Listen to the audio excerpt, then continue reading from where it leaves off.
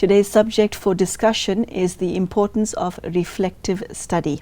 Sister Denise has been sharing her knowledge and wisdom with us throughout this entire series, and like you, I am really waiting to see what she has to say on the subject. This is something that Sister Denise has taken up in more than one episode in the series, and today we decided to focus on it solely so that we know what is meant by reflective study and how it impacts on your personal life as well as your relationships.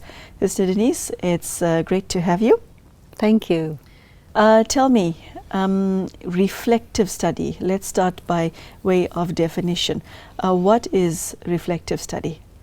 Well, let's put it in the context of other kinds of study. In a lot of communities, education is about absorption and regurgitation of information.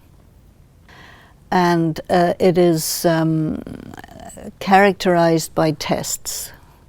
You know, do you know this? Can you give it back? What we gave you, can you give it back? Did you, so it's a sort of indoctrination. Reflective study is different. You're presented with some ideas, some concepts, some descriptions, and you're invited to think about it however you want, and mull it over in your mind so that it becomes part of you. So reflective study means that you can become embodiments of that. That means reflective study is not scientific. It's also subjective. Reflective study is about the texture and feel of ideas and how they would be included in how you are as a person. So it's a very, very different kind of study from what we normally associate with regular education, which is so that you can get a job, so that you can get some money. But reflective study is all about what does it mean to be me, what is my place in the universe, what is my relationship with the earth, what my relationship with the divine, my relationship with other people. So it's very different. Now, Sister Denise, what is in it for an individual, for a woman, to embark on this journey? What is the result, and more specifically, maybe I should clarify my question. What does she stand to gain from it? Because it's very different from all other studies that we know of. And are you reflecting on yourself, someone, or something? No, what happens with reflective study is it's a discovery of yourself. People don't know who they are. It's a way to come in contact with who you are and what you are and where you fit. And it encourages you to determine that for yourself, you see. So it encourages you to consider ideas not according to someone else's view of whether it's right or wrong. You decide yourself what is right and wrong. Okay, so one needs time for this, doesn't one? It's a lifelong study. Yeah. Sister Denise, the common complaint by a lot of women who are employed, who are parents, who are hectically busy and barely get time to sit down and have a cup of tea or coffee, that I do not have time. It's a very common expression we hear globally. What do you say to someone who prioritizes everything else except herself, to herself? Well, this is the thing. Reflective study includes reflecting on what your priorities are. Okay. Because nice. the woman who's nice. The woman who's busy is busy doing things the way somebody else has sort of prescribed that for her. And it doesn't necessarily, that's not necessarily the only way there is. Just because most people are doing it doesn't mean you also have to do that. You see. Mr. Denise, I've experienced this myself. We tend to suffer from a myopia as far as ourselves are concerned. Okay, because it's very easy to fall into the pattern where you live for today and maybe tomorrow and maybe a week or two ahead, but we tend not to see too far ahead, maybe because we cannot see, and in some cases we do not wish to see. Okay, so how does one cure oneself of that in the context of today's topic? I wouldn't look at it as a malady necessarily, but people are very activity conscious. Yeah. And they think that life is a series of activities, and if you're not doing an activity, you're not living. Reflective study tells you that activity is not required just for its own sake. So many women, you've got to go out, you've got to do something, you've got to do sport, you've got to do swimming, you've got to do parties, you've got to do I don't know what. And you fill up your time with distractions. And if you say, okay, well, these things actually don't have that much meaning, other people can get on with all these activities, let me become a being who gives time to what it means to be. And that's very reflective in itself. I'd like to stop you just there. Sitting in silence is something that many women are afraid of, because part and parcel of being still is that you have to face yourself, including your demons. We've taken this up before in previous episodes, but I'd like you to answer it in the context of today's subject. You're saying reflective study is necessary and advisable, but it requires silence, and if you're afraid of silence or think that if you're sitting down for 5 minutes, something's wrong. No, I'm not really saying quite that. I'm encouraging people to realize they have an option to create just silent time, reflective time, sitting alone time, being alone time, almost as if it's a luxury, and see all the things that you're doing and how many of them are really unnecessary. All these activities, busy, busy, busy, do you have to? I think it's connected with simplifying your life. And once you start to have a simpler life with less needs, you're less involved in having to keep doing something, less elevated economic aims and desires, then you can give importance to the reality of yourself, you see, which is actually much more valuable than having certain items, So sometimes people think if you don't have items, you have to work harder. It's not quite like that. I mean, you may use machines and whatever, but everything has to serve you. Yeah. And then if you don't know who you are, then you will get caught up in all of these activities, and they will become important for their own sake. That means the priorities have gone out of order. Now, I'm not going to say to a woman, don't be busy, do this, etc., etc. No, I'm saying you want time to just be with yourself, permit yourself to have that. Sometimes women don't allow themselves because it's not fashionable or whatever. Now, Sister Denise, once you made the time to sit, explain to us the process of self-reflection. Do you require pen and paper? Do you require a certain amount of knowledge? Do you require more than what you've just given the viewer? What does it actually entail? Well, we're talking about reflective study, and reflective study means you have access to material, and this show is also material. Reflect on some of the things that are being said and see, do you agree with it? Is it new for you? what do you think about it? So definitely taking pen and paper is useful. Meditating on an idea is really good.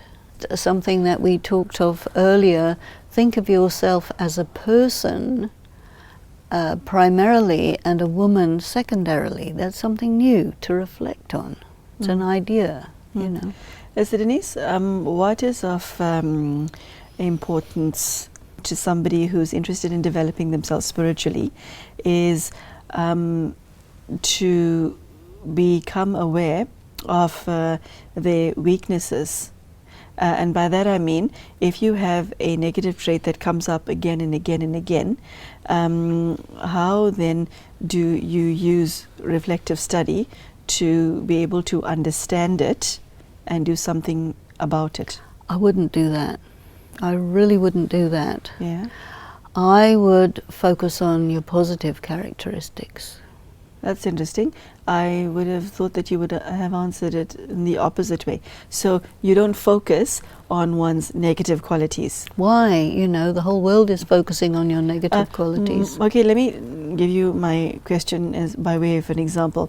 If you find yourself of late becoming increasingly irritable, I would want to know what the problem is. But you were saying don't do that. You were saying take a different route. Tell us about the route you would take. You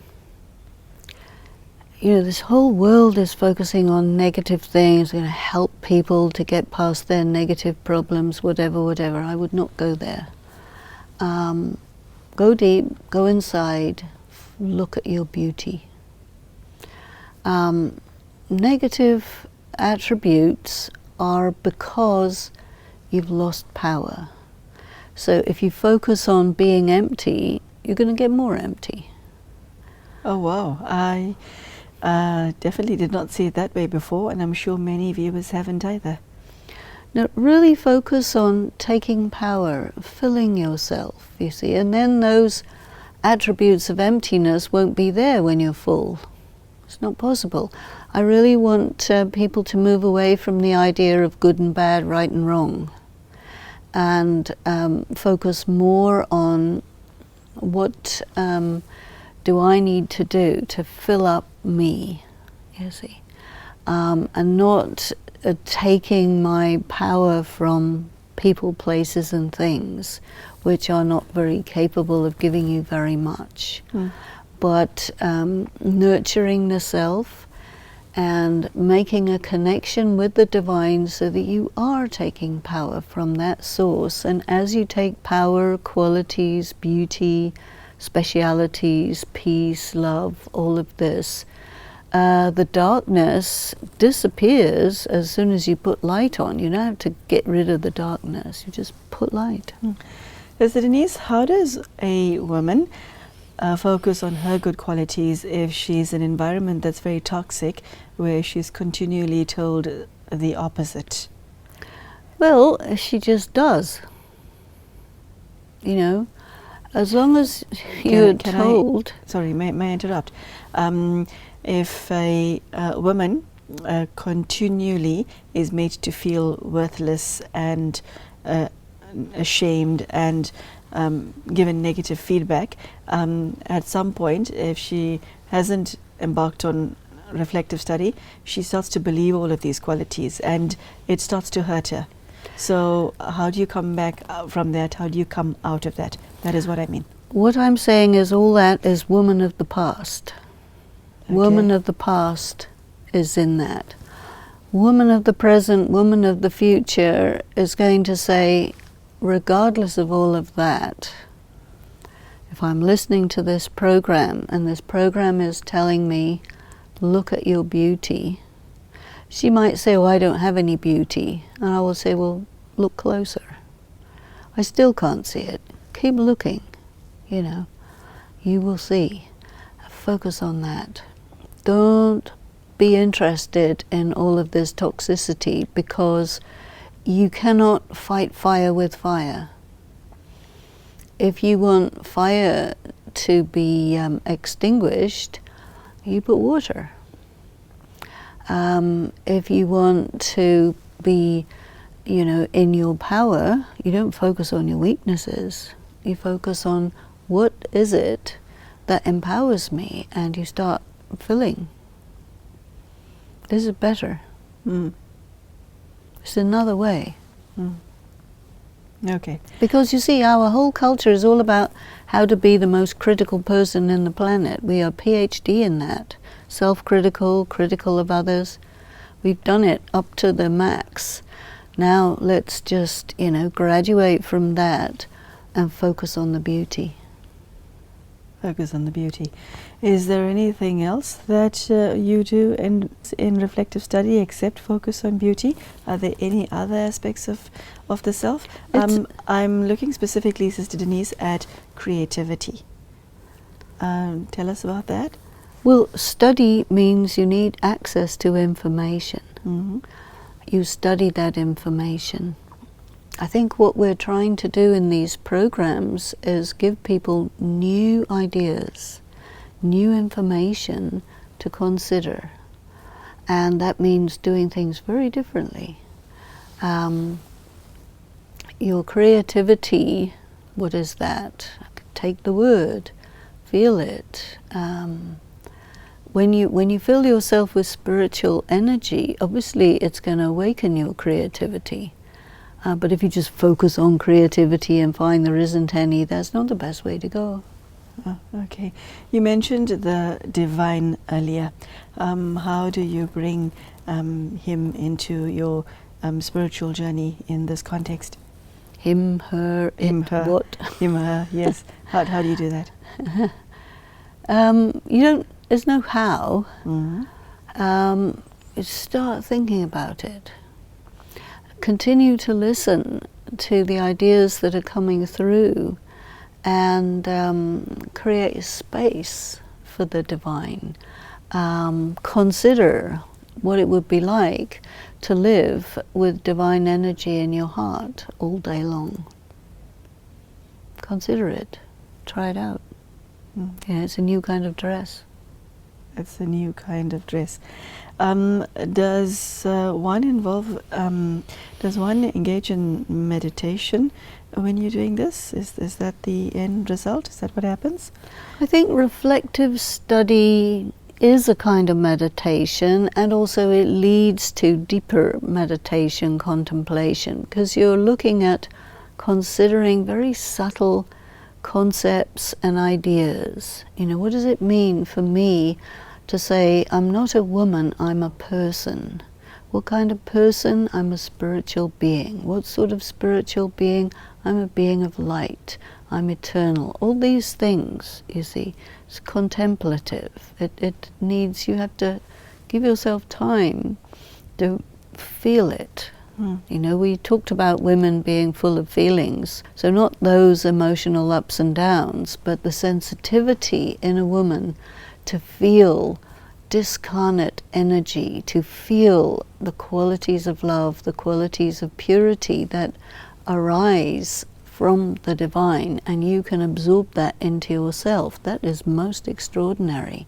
And once you start doing that, this sort of dross of negativity falls away by itself. I have found your answer in that respect very interesting, because what it means then is that far too many of us spend far too much of time focusing on eradicating the weaknesses by focusing on the weaknesses. Like, I need to overcome ego, or I need to overcome anger, rather than working on the virtue associated with it. That's refreshingly different. That's the difference between spirituality and morality. Morality is all about punishing and getting rid of, blah, blah, blah. It doesn't do any good. It never succeeded. Never will. Okay. Now, Sister Denise, you've mentioned the effort of, giving... You know what? This word effort, Yeah. in Hindi, which is the language of the study I do, in Hindi the word effort is purusharat. Which means? Which means, you can say it means effort, but I take these words and dissect them and so on. It means anything you do for the sake of yourself. anything you do for the sake of yourself.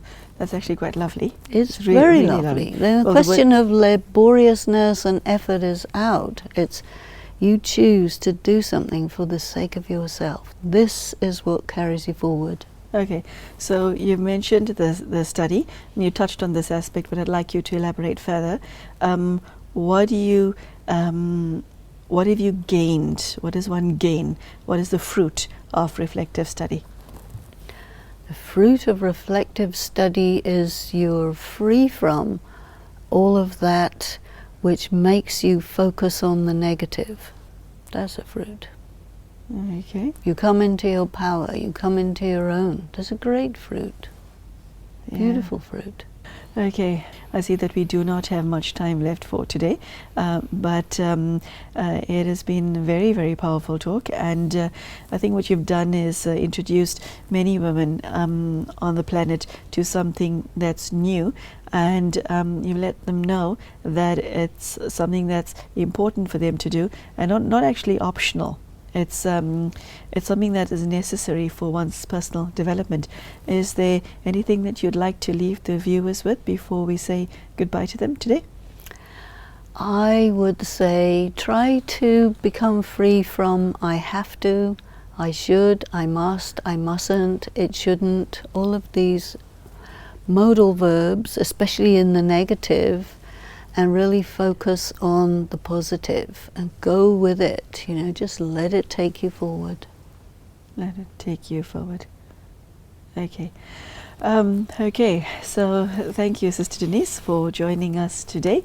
This has been very educational for me, and I'm sure for you as well. Sister Denise has shared a lot today in terms of content, and what stays with me particularly is that self-reflection or reflective study is an exercise wherein one should focus on one's positive qualities and not focus on getting rid of negative qualities. Sister Denise has shared that will happen by itself, which I find very powerful, because a lot of us tell ourselves on a daily basis, I mustn't be like this, I mustn't be like that. And Sister Denise has emphasized the importance of the use of language as well, because everything that's done in reflective study is freedom of choice. It is your option, and if you do it properly, then you stand to gain a lot and to become a very powerful individual. So I do hope that the message that Sister Denise has shared sits well with you. I hope you share this with other women in your life, and I do hope that it adds substance to your spiritual journey. So thank you so much for joining us today, and I do hope to see you again for our future episodes. Thank you, Sister Denise. It's been really, really fantastic. Thank you, and goodbye.